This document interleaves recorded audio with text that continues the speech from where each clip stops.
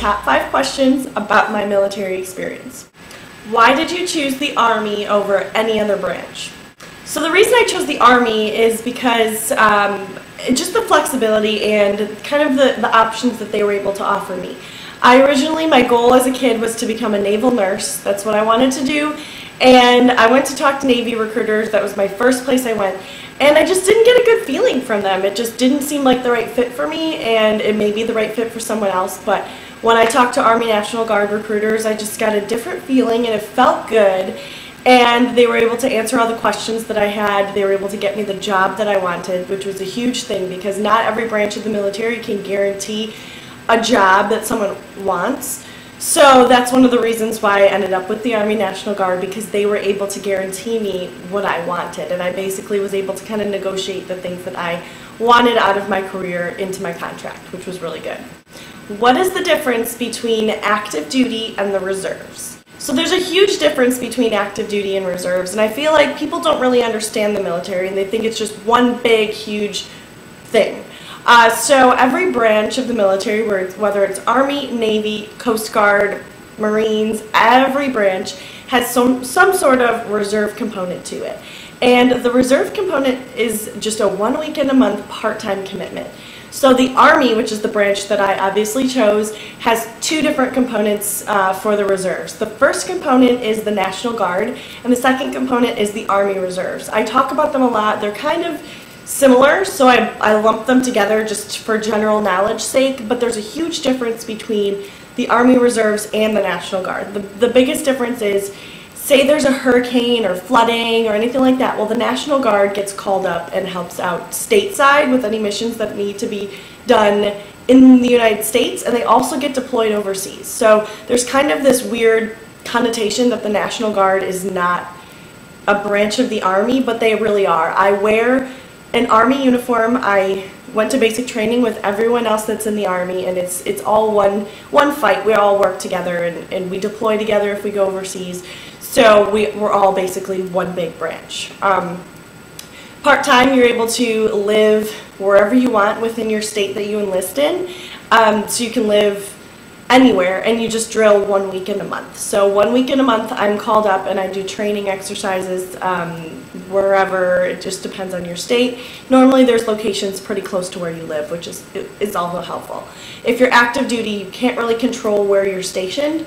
So you may be stationed somewhere far away from your family, which is cool because you get to have a new adventure and you get to learn a lot and meet people and kind of explore the world and not have to pay for it. But it can also be kind of scary to live away from your family, especially if you're younger. It can be a little bit tricky and a little bit scary. How did you prepare for Army basic training? So I prepared for Army basic training by joining a gym. I started working out like every day because I knew it would be very physical, and I wasn't really used to that. I also just spent a lot of time with my family and friends and kind of said my goodbyes because I knew I wasn't going to be seeing them for like 9 months.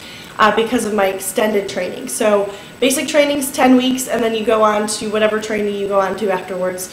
So I wanted to spend time with my family and let them know that I was going to miss them and that I love them, and just kind of have some moments to cherish. So I had something to think about when I was in basic training. What is the hardest part of basic training? In my opinion, the hardest part of basic training is being away from your family and friends and knowing that life is going on while you're kind of stuck in one location.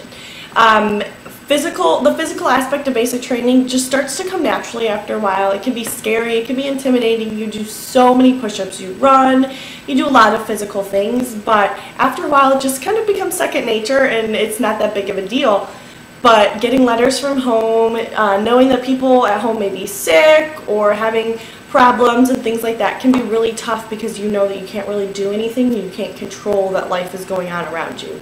But if you kind of just use your network, the people around you are your greatest advocates. Everyone that's going through the same experience as you just kind of form a second family and you help to cope with each other. And I made some awesome friends that really helped me get through it because the social aspect, the mental aspect of basic training is the hardest part. You have to be able to cope with whatever gets thrown your way and just kind of adapt. So being able to adapt will help you get through it. What happens after basic training? So after basic training, you graduate, and then the next day you get shipped out to wherever your job training is for your next step in the training process. So everyone enlists with a job. Mine happens to be a 35 Fox, which you can Google. It's an intelligence analyst.